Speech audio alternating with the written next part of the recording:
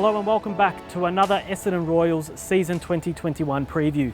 Today we're talking to our senior women's coaches, Mineiro and Mick Giacomi at the Metricon Hampshire 54 display home. This video is brought to you by Assembly Ground Cafe in Essendon.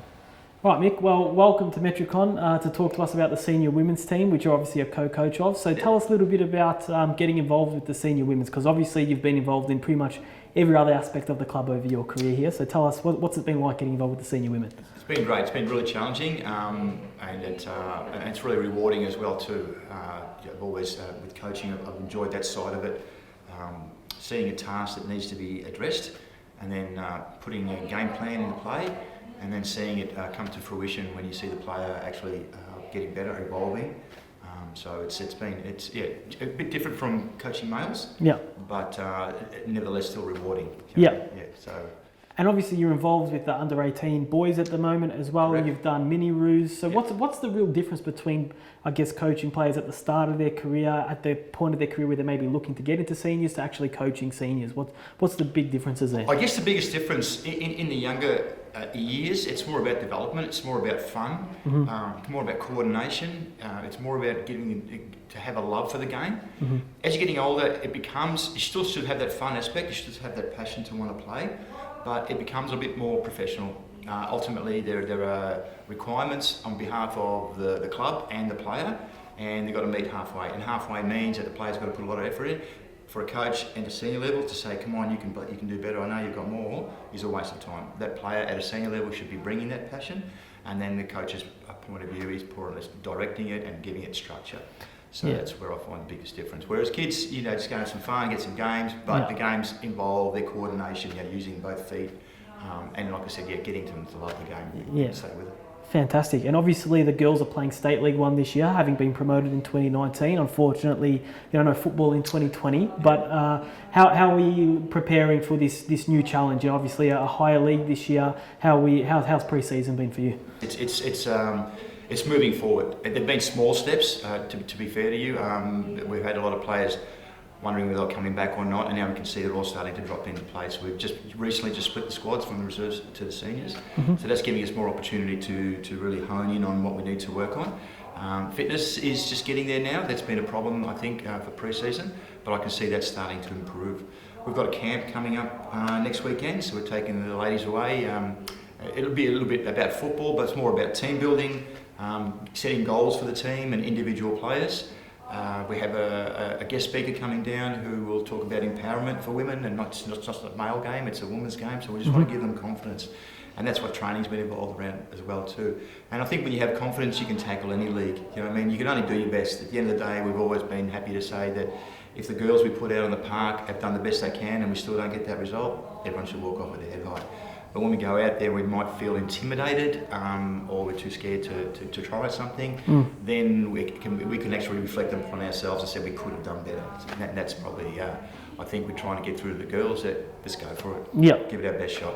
Awesome. And obviously the women's season starts a bit later than the men's, so you've got a bit more time to put the final pieces in place for the season. Yep. Obviously we've got some exciting player announcements to come, which we probably can't talk about just yet, but are you happy with how the squad's sort of falling into place, especially now that you've been able to sort of get a bit more of a feel for the seniors and reserves split? Yep.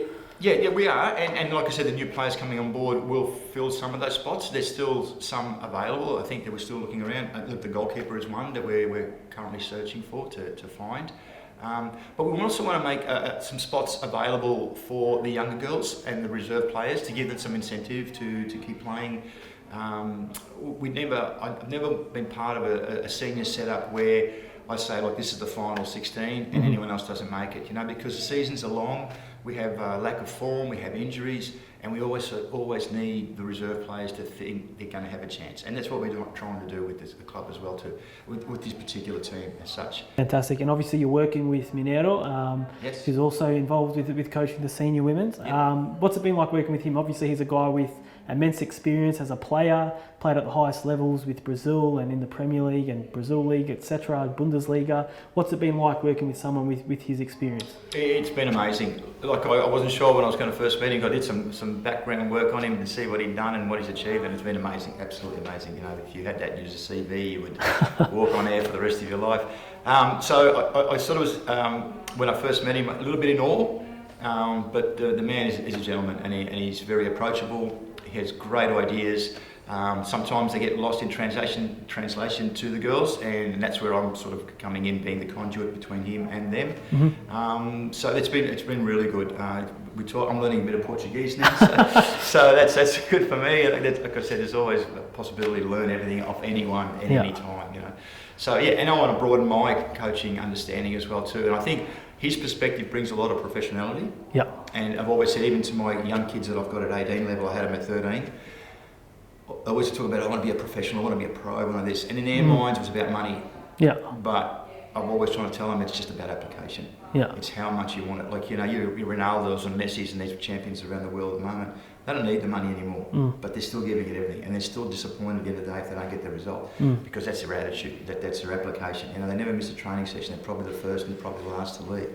If you get a squad of people who have that professional attitude, then you're going to go places, no worries. And he brings that. He really is telling the girls, and he talks about confidence, but he also tells them to work hard. So Mick, tell us a little bit about the goals that you're setting for the senior women between yourself and Mineiro this year. Yeah, look, again, I touched on it briefly before. We're talking about giving it their best, and every girl has to work really hard.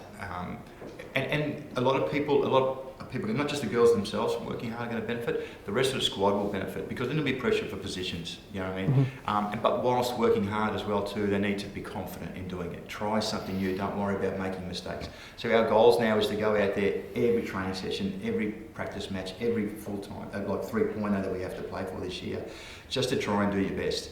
And ultimately, you know, we can get more of our girls on the day with that attitude than the opposition, we'll get a result. There's no dramas there. So we don't want to set the bar too high. It has been a stop-start season for everyone, obviously, so we're all in the same boat in that respect. But for some people, it takes a bit longer to get back into the groove of things, if I can say. So the goals have been pretty simple. You know, we don't want to talk about points as yet and where we should be at halfway mark. That's something we can determine on ourselves as coaches and what we need to work out. But for the girls, just about application. I mean, days off, they've got to do some work on their own. We've only got 2 sessions with them at the moment. So these are the things we're going to speak about. On the camp, we'll reinforce these things in the camp. We'll get the girls to write them up. We'll have keywords during a game that we can yell out, and that'll ring a tone for everybody about it's a goal, a common goal that we all know about. Whether it's working harder, whether it's to fight harder, it will just be a word that will be thrown across the field, and we'll all be on the same page. So at the end of the day, like I said, we finish the season and we don't get promoted, but we know everyone gave their best. We know that it's all the club can ever expect from us. But I understand from the club, for the amount of work and the amount of time and effort they put into the girls, they do expect a return. And that's football, that's professionalism, that's the levels. And the higher you get, the more demanding it gets, you know what I mean? So this is mentioned to the girls as well too. It's not just go and have a kid with your friends day, it's go out and do the best you can and make the club proud. Fantastic. Well, Mick, thank you so much for joining us and giving us a bit of an insight into what's happening with the Senior Women's Program. No, my pleasure, and get down there and support the ladies. All the best.